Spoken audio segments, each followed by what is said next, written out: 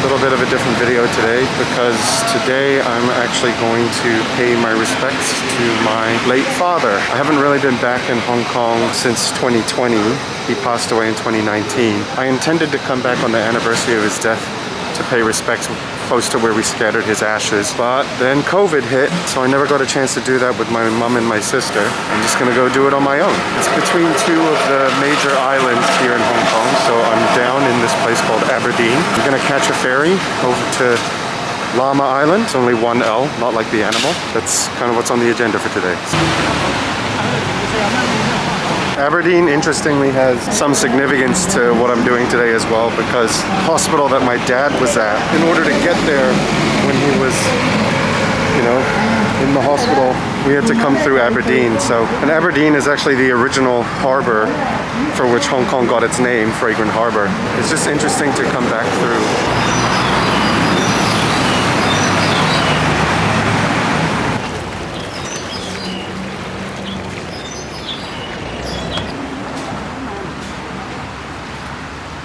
About 30 minutes before the ferry leaves, so for now I've just got some bread from a Hong Kong bakery and I'm just gonna enjoy the view and have some breakfast.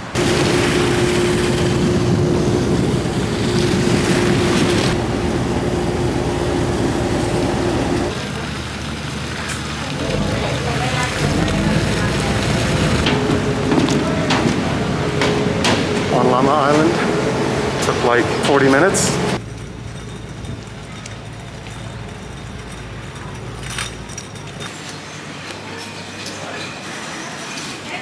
Llama Island's also interesting for me and my family because we've been coming here on like trips to get seafood dinners and stuff ever since I was like pretty much as long as I can remember. So actually when my dad passed away and we had him cremated, we scattered his ashes per his request halfway between Llama and Cheung Chau. That's kind of why I think to pay my respects to him, doing the hike from one side of Llama to the other is, yeah, makes sense.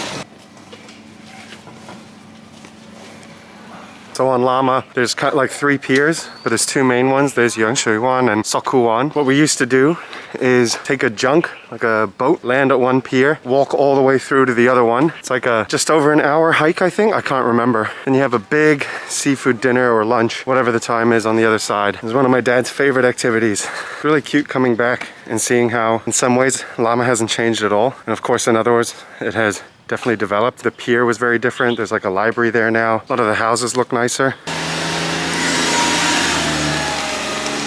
Whole area behind me in all the tents and the umbrellas. It's like a place that does tofu pudding here on Llama Island. It's pretty good actually. I've had it in the past with a few of my friends. It is kind of expensive when you're maybe the only person offering it on the island. You can charge what you want. But when I say expensive, it's still only like $3 Australian. To be honest, I don't remember coming to this beach all that often, but it is very familiar to me in my adult years because I used to come to Llama once a year whenever I'd be back from uni. In Hong Kong actually, there's like all these like barbecue pits. Basically bring your own charcoal, bring your own lighter, bring your own food, and you just sit by these pits and just cook your food and enjoy the view.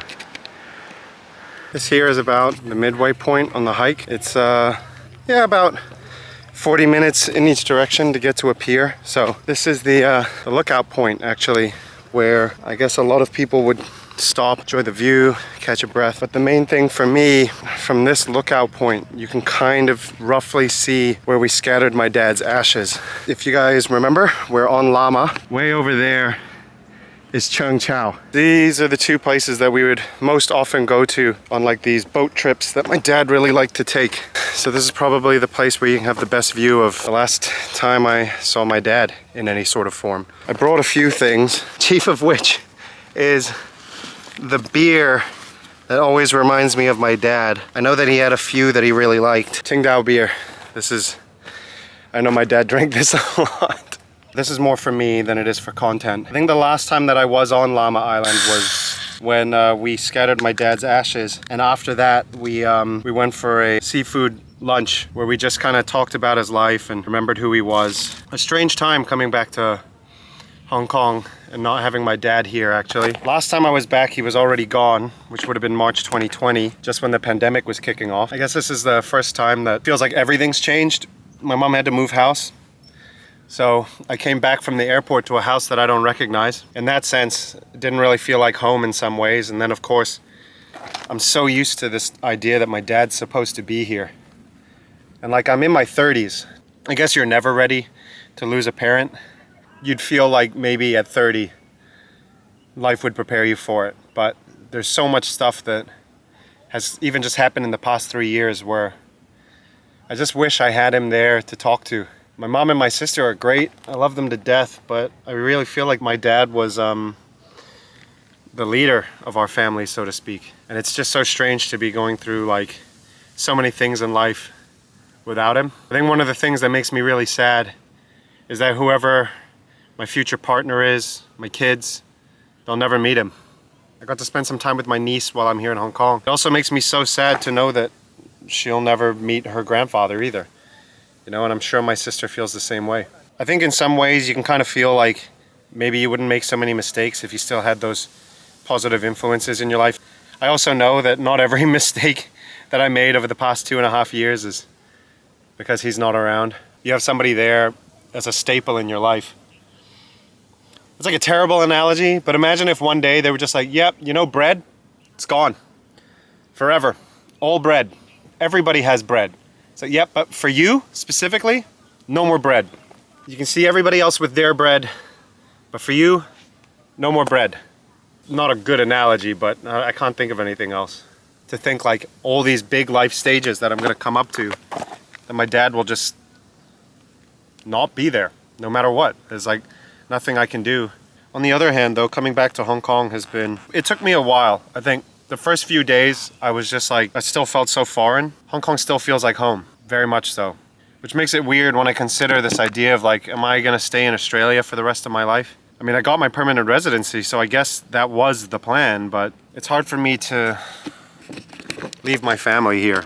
Everything that I know in my adult life is in Australia, but everything else I know is from Hong Kong. Maybe I could move somewhere else.